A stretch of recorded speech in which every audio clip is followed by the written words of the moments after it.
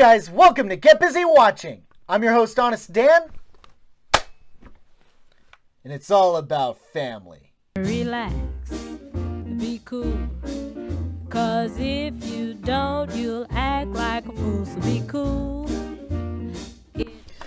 In commemoration of the upcoming sequel, F9, I'm binging the entire Fast saga. Already got my reviews out for the first, what number am I on again?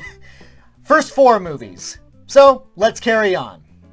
You know, the funny thing about this franchise is that it's easy to forget what exactly happens in each individual one. When Fate of the Furious came out, I had completely forgotten what happened in the 4th, 5th, even 6th movie. The best I could muster was, the 4th one is when Letty was killed. Didn't remember who the big bad was or any of the action scenes. The 5th one, that's the one where The Rock was introduced. Didn't remember who the big bad was though. The 6th one, that's the one where Letty came back. Didn't remember who the big bad was. No, it was Luke Evans. And the only reason I remember that is because Jason Statham was introduced in Furious 7, and his entire motivation was to kill Dom for putting his little brother, the villain of the 6th movie, in critical condition. But didn't remember how and why Letty was still alive. And that's about as much as I could remember. I imagine even among the die-hard fans, this is a common thing to hear them say. Which is kind of a shame, because if this review is going to be anything to go by, there's plenty of stuff in here that's worth remembering. So, let's get to it. This is my honest opinion of Fast 5.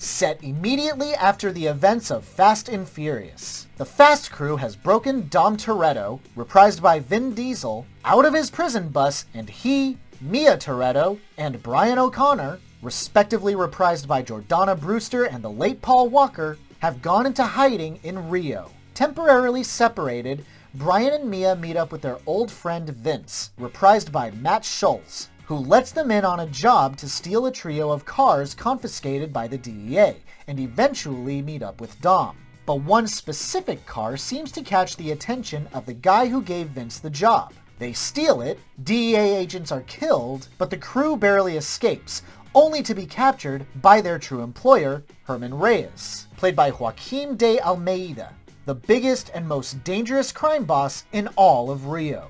Dom and Brian escape and return to Mia, and discover that the special car they stole has a computer chip that has Reyes' financial records. Dom decides that they're going to steal his money and start a new life, in the name of Mia and Brian's unborn child. The heist is made complicated, however, when the ruthless diplomatic security service agent Luke Hobbs, played by Dwayne Johnson, is hunting down the Fast crew, and bringing them down is his only priority.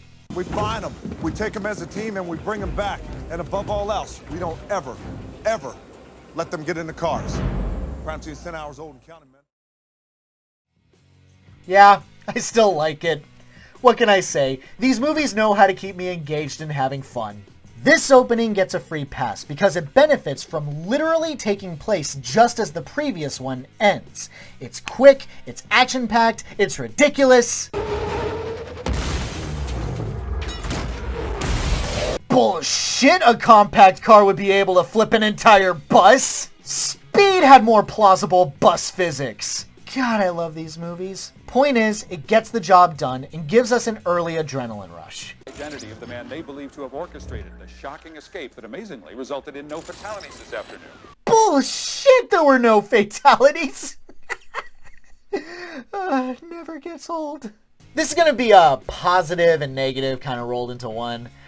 I can see someone making the argument that it's against Mia's character to partake in any criminal activity if the first movie's anything to go by.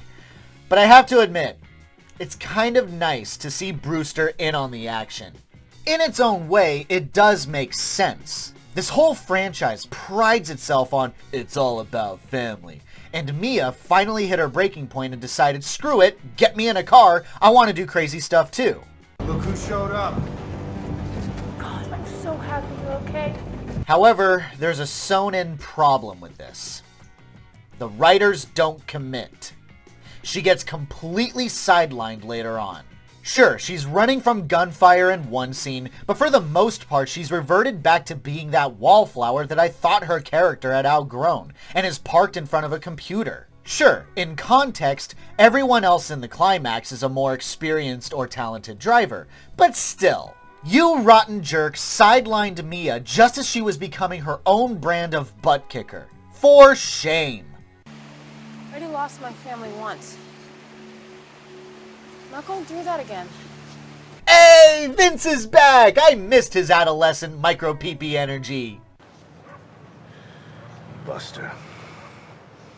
But for real though, Vince does actually become something of a likable character this go-round. Still the troublemaker, getting involved with dudes he probably shouldn't be, but what I really like is now that he's married and a father, he's not creepily lusting over Mia anymore. And he's even easing up on his hate for Brian.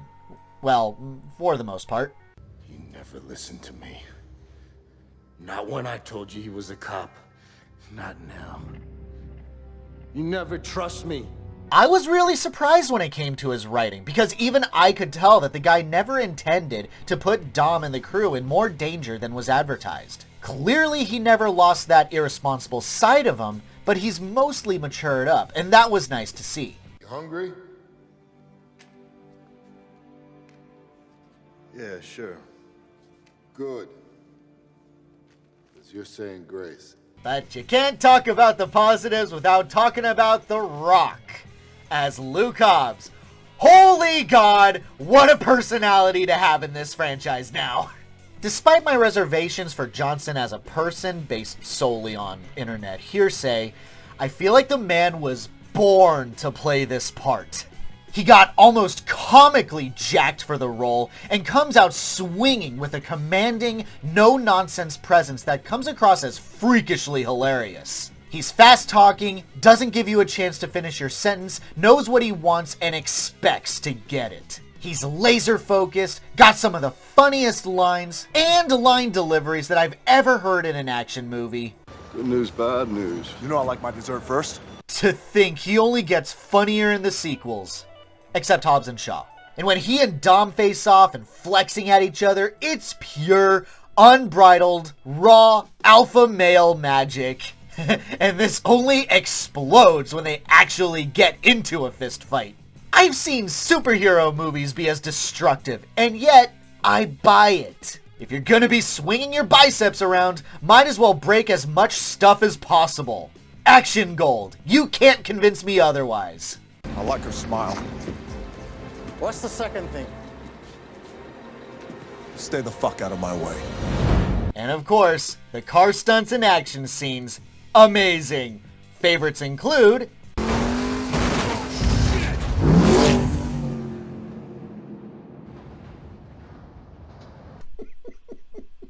Gotta love how Brian's prepping himself as he's in a free fall. Physics! Fast and Furious will have none of you. You had to make a call, huh? Shitty call, O'Connor. This isn't an action scene per se, but this got a laugh out of me. See, now I see why you always get into accidents. You can't even drive a damn remote control car. I'm gonna need you to shut up right now. I'm not gonna shut up. I've had groups of friends hovered around a TV while we're all playing video games, so this interaction is pretty familiar to me. With a surefire Griffin retumbler and a biometric palm scanner. 10 tons of top-of-the-line security. Do I want to know how you know all that? I had a life before you knew me, O'Connor. And that climax... Oh my God, that climax is one of the best in the franchise.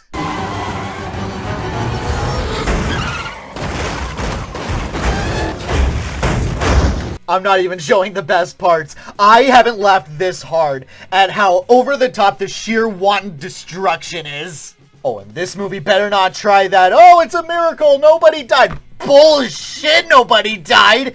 People friggin' died in this scene. I don't buy your suspension of disbelief. Not in this house, good sir. Of course, it's great to see some returning faces as well. Han gets more screen time. Giselle reappears, still hungry for a man. Geez, a man really doesn't have to do much in order for her to feel the love tonight, huh? Can't forget about Roman and Tej. This movie is just saturated with personalities bouncing off of each other. I love it. When you gonna give Martin Luther King his car back? As soon as you give Rick James his jacket back. But of course, like all these movies, you gotta point out the stuff that doesn't really work. Especially for me. So, let's get into the negatives. Why did Reyes keep all of his financial records on a single computer chip? More importantly, why was that computer chip hidden in one of these cars? Speaking of one of these cars, so backtracking to the beginning here, of course, you've got Reyes' right-hand bro over here. He seems like he knows which car has that computer chip. Why didn't he drive that car? Why entrust strangers with something that important? We already know that Reyes is that kind of mega villain who kills his own guys when they fail. So why does Paquito Taquito over here get a pass? In retrospect, it's his fault that everything is happening anyway. The dude in the later scene who watched Dom burn that money, because I guess Dom is a big fan of Dark Knight, that dude was literally taken by surprise. He ain't no real enforcer in the same way that this incompetent tard is. Where's his punishment?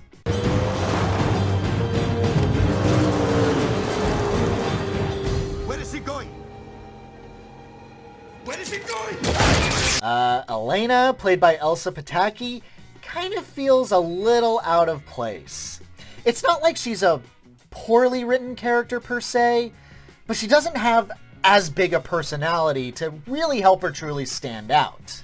She's basically another nice female character, but slap a gun in her hand and that makes her tough, I guess. I think it's because we have two other nice girls in this movie, Mia and Giselle. Even they aren't that different in terms of personality, but the only reason anyone would be able to tell them apart now is because Mia's been in the franchise since the beginning and Giselle is Wonder Woman. Pretty easy to pick her out of a lineup. Even the Hispanic part of Elena doesn't quite make her stand out because Mia's Hispanic. Latina. I don't know which. The Toretto lineage was never explicitly labeled. In any case, Elena is kind of just there. Officer Neves, been waiting for you. You asked for me? I did. May I ask why? My smile is not that great. Oh god. This scene.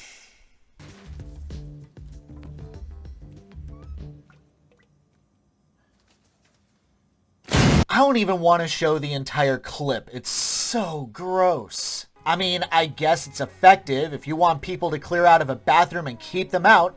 Covering the walls with feces will do the trick. Believe me, I've been there as the guy who's had to clean it up. But the visual alone is just, ugh. Better writing was needed. A better plan was needed. Was it truly too hard to come up with one? That's really gross. Despite some notable hiccups that will forever hold this movie back from being legitimately great, most of the problems are easily ignored in lieu of some of the amazing action scenes, which mostly seem practical. You have great personalities clashing with each other, making for some really hilarious moments. Great ways that characters have evolved and became more than what they used to be. Definitely one of the better installments of the franchise. My honest rating for Fast 5, a strong 4 out of 5. Salute, mi familia. Salute. Thanks so much for watching, you guys. I really appreciate it. Have a great day. Stay safe and healthy out there. Hope to see you soon.